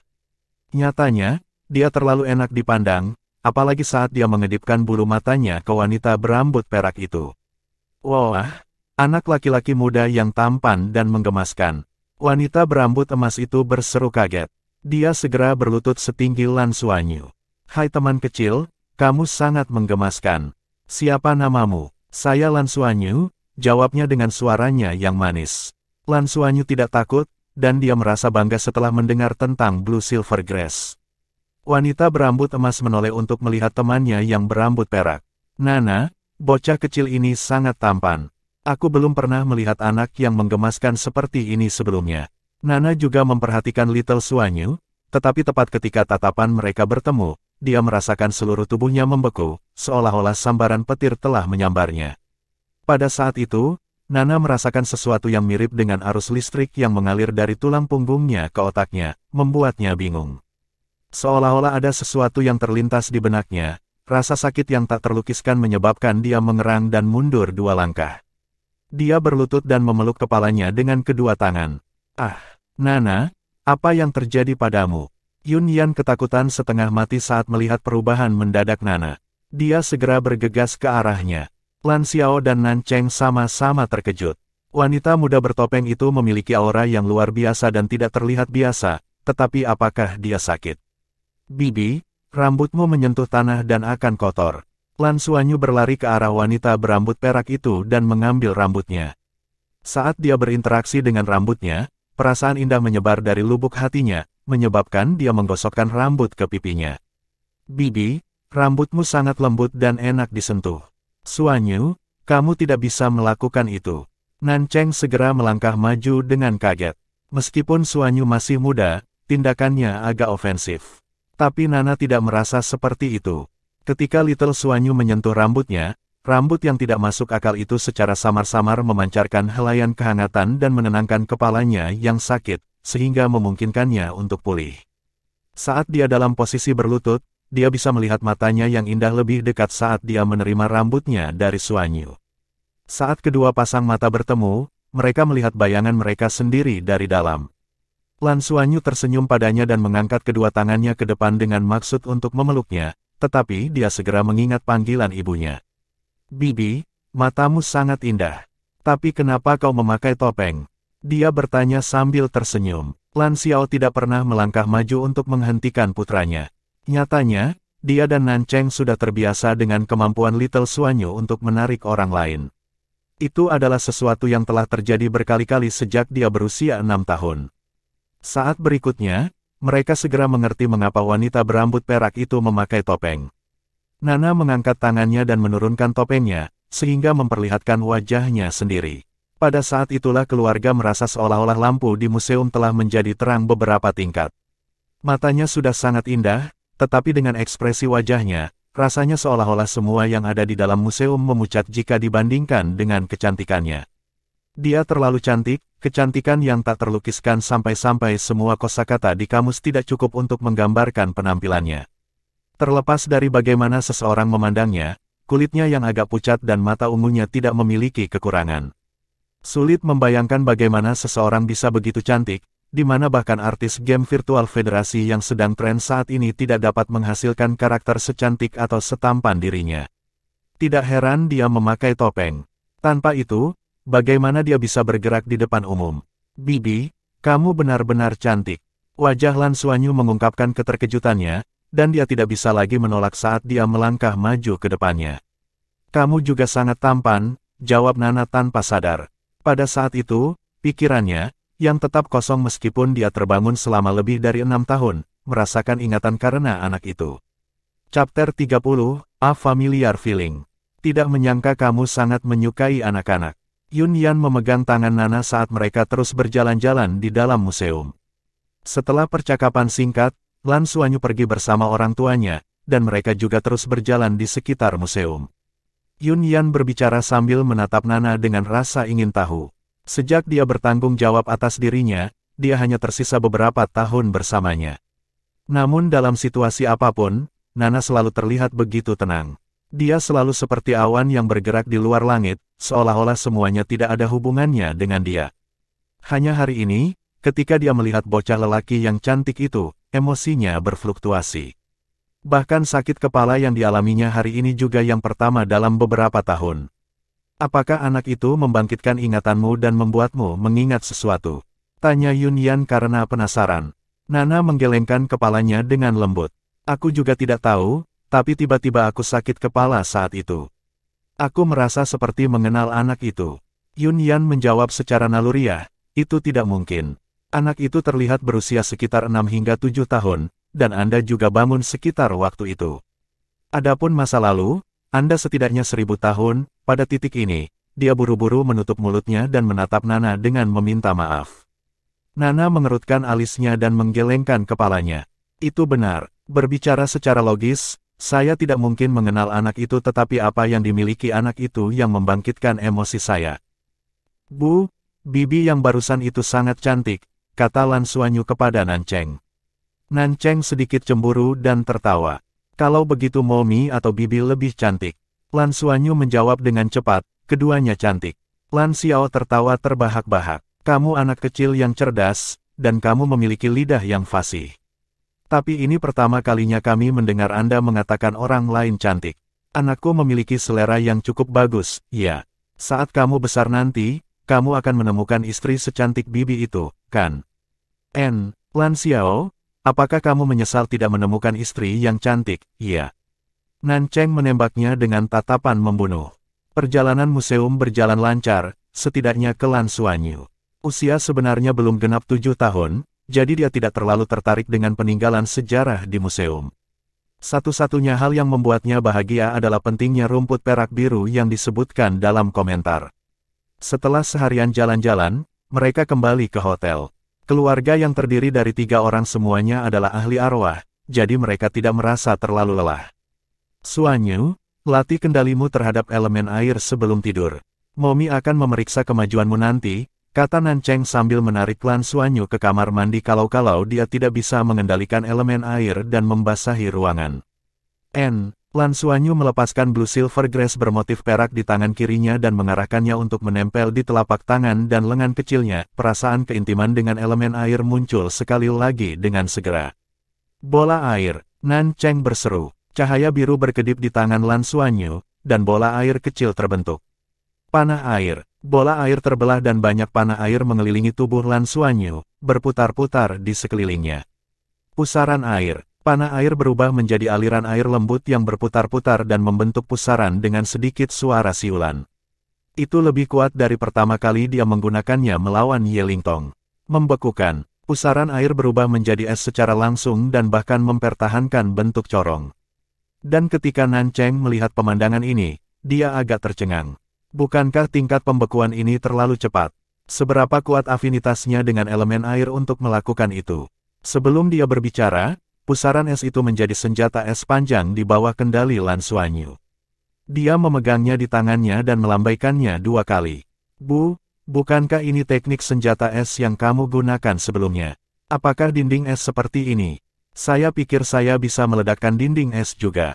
Mereka sangat patuh. Melihat putranya mengarahkan elemen air dengan mudah, Nancheng tersenyum pahit. Yang benar adalah bahwa meskipun dia sudah dilatih untuk pangkat Kaisar Roh, dia selalu menjadi pegawai negeri dan tidak pernah berpartisipasi dalam banyak pertempuran yang sebenarnya. Penggunaan elemen es terbesarnya adalah untuk mendinginkan selama musim panas dengan membekukan es krim dan hal-hal seperti itu. Dia menyadari bahwa dia tidak memiliki banyak hal untuk diajarkan kepada putranya. Setelah bermain selama 1 jam penuh, Lan Xuanyu tidak lelah sama sekali, dan dia hanya pergi tidur setelah Nancheng menyuruhnya berhenti. Sepertinya putramu benar-benar menjadi jenius, apa yang harus kita lakukan? Nancheng bersandar pada Lan Xiao saat dia berkata tanpa daya. Lan Xiao menghela nafas pelan. Aku juga tidak ingin dia diperhatikan, tapi kita tidak bisa menekan pertumbuhannya, bukan? Mari kita ikuti saja. Tetapi menurut kecepatan pertumbuhan kekuatan spiritualnya dan kemampuannya mengendalikan elemen air, kita harus mencarikan dia seorang guru atau les di luar sekolah. Seharusnya bermanfaat baginya untuk bergabung dengan beberapa latihan pertempuran. Syukurlah, kekuatan rohnya masih meningkat cukup lambat dan akan segera diambil alih oleh anak-anak seusianya, jadi dia tidak akan terlalu menonjol. Kami akan kembali dan melihat bagaimana kelanjutannya. Tidak mudah mencari tutor, dan juga tidak murah. Meskipun kami mampu membelinya, tetapi kualitas hidup kami harus sedikit menurun. Lan Xiao tersenyum dan berkata, kamu tidak perlu khawatir tentang ini. Para petinggi bersedia mengizinkan saya bergabung dalam eksplorasi antar bintang untuk mencari planet berikutnya untuk migrasi. Saya berencana untuk mencobanya. Dikatakan bahwa planet yang baru ditemukan ini kemungkinan besar memiliki makhluk hidup yang mirip dengan makhluk roh purba dari planet induk kita. Jika eksplorasi ini berhasil, saya harus bisa dipromosikan dan mendapat kenaikan gaji ketika saya kembali. Nan Cheng meraih lengannya dengan gugup. Apakah itu akan berbahaya? Lan Xiao tertawa. Kamu tidak perlu khawatir. Federasi telah menjelajahi alam semesta selama ribuan tahun dan akan melakukan banyak persiapan setiap saat. Sejak kapan itu berbahaya? Selain itu, saya hanya seorang pekerja pendukung logistik. Saya bertanggung jawab atas beberapa analisis data, perbandingan genetik, dan semacamnya, itu tidak akan berisiko. Nan Cheng bertanya, berapa lama kamu harus pergi? Lan Xiao berkata, ini yang ingin kukatakan padamu. Saya khawatir saya harus pergi setidaknya selama 3-6 bulan. Durasinya agak lama, tetapi teknologi komunikasi jarak jauh antar bintang telah meningkat sedikit, dan kami dapat berbicara setidaknya sekali setiap minggu. Nan Cheng memeluk suaminya dengan erat. Aku benar-benar tidak tega membiarkanmu pergi. Mengapa saya tidak pindah ke departemen lain? Dengan peringkat kaisar roh saya, jika saya mencoba beberapa departemen pertempuran utama, gaji saya akan meningkat banyak. Tidak mungkin, saya seorang chauvinis laki-laki. Bagaimana saya bisa membiarkan istri saya pergi ke sana untuk mendapatkan lebih banyak uang? Anda harus mempertimbangkan harga diri saya, kata Lan Xiao sambil tersenyum. Nan Cheng membenamkan kepalanya di pelukannya. Kapan kamu pergi kalau begitu? Lan Xiao berkata, jika Anda setuju, saya akan menandatangani aplikasi begitu kita kembali dan menunggu kabar dari atasan. Menurut informasi yang diberikan kepada saya sebelumnya, seharusnya cukup cepat. Tim eksplorasi penelitian membutuhkan peneliti seperti saya, dan tunjangannya cukup tinggi kali ini. Tunjangan juga diberikan di muka, itu harus cukup untuk tutor rumah. Biarkan aku memikirkannya, dan kita akan bicara lagi saat kita sampai di rumah.